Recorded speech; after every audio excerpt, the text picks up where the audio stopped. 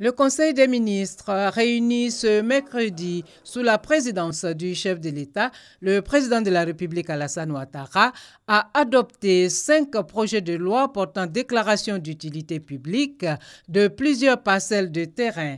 Ces sites réintègrent ainsi le domaine privé de l'État. Il convient d'indiquer que la plupart de ces terrains ont fait l'objet de cessions avant 2011.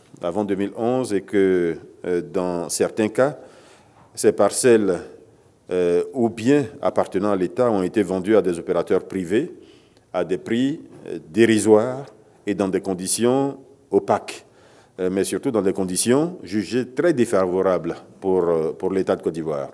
Les exemples sont nombreux. Pour les terrains de l'Esatic, c'est 18 parcelles qui ont été cédées, représentant pratiquement 20 000 mètres carrés ont été cédés à 78 millions de francs CFA.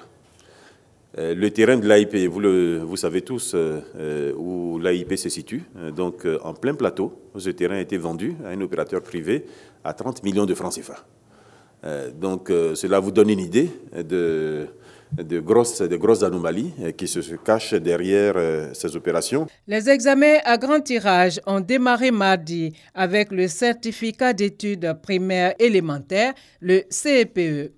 Le gouvernement a dans ce cadre entendu une communication relative aux informations sur le début des examens à grand tirage session 2017. Le CEPE, il a enregistré cette année près de 500 000 candidats.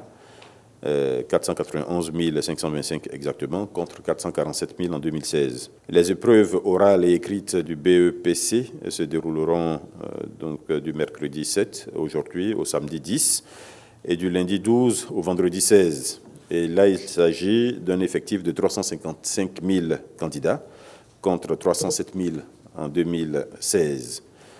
Pour le baccalauréat, donc les baccalauréats techniques, artistiques, générales, les épreuves orales et pratiques se dérouleront du mardi 20 au vendredi 30 juin 2017. Épreuves écrites du lundi 3 au vendredi 7 juillet. Et pour le baccalauréat cette année, il est prévu un effectif de 242 000 candidats, contre 229 000 l'an dernier.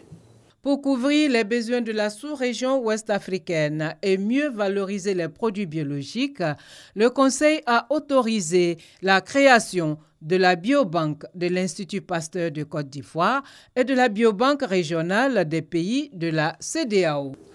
Cette biobanque permettra de conserver dans de meilleures conditions les échantillons biologiques, de réaliser des projets de recherche, de mieux valoriser les produits biologiques et elle permettra, cette biobanque, enfin, de contribuer à la prévention et au dépistage des maladies et d'apporter une riposte plus efficace en cas d'épidémie. Le gouvernement, qui entend par ailleurs bâtir durablement la réconciliation et la cohésion sociale, a validé la stratégie nationale 2016-2020. Cette stratégie s'articule autour de 4 axes, à savoir la participation et l'inclusion des populations à la politique de réconciliation nationale, la réduction des inégalités régionales et sociales, la promotion de la sécurité humaine et l'amélioration de la coordination et du suivi des activités menées en matière de réconciliation et de cohésion sociale. En vue de renforcer le cadre réglementaire des sports et une meilleure utilisation des ressources, le Conseil a adopté la politique nationale des sports 2016-2020. Coût de l'opération, 378 milliards de francs CFA. La politique nationale des sports 2016-2020 vise principalement à faire du sport un facteur d'amélioration du bien-être des populations, un facteur de cohésion sociale, un facteur de création de richesses et un facteur de rayonnement de la Côte d'Ivoire.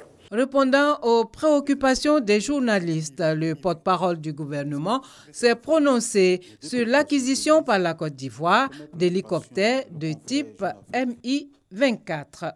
La Côte d'Ivoire a déjà eu ce type d'équipement ici jusqu'en 2004. Ces équipements, malheureusement, avaient été détruits. Depuis cela, notre pays s'organise pour se défendre, comme tous les États dans le monde le font. En général, ce type d'équipement sert à sécuriser les frontières et à affronter, le cas échéant, des attaques venant de l'extérieur. Pour terminer, le porte-parole du gouvernement a annoncé la prochaine visite du président Alassane Ouattara en Europe du 9 au 17 juin. Le chef de l'État va rencontrer dimanche à Paris le nouveau président français Emmanuel Macron.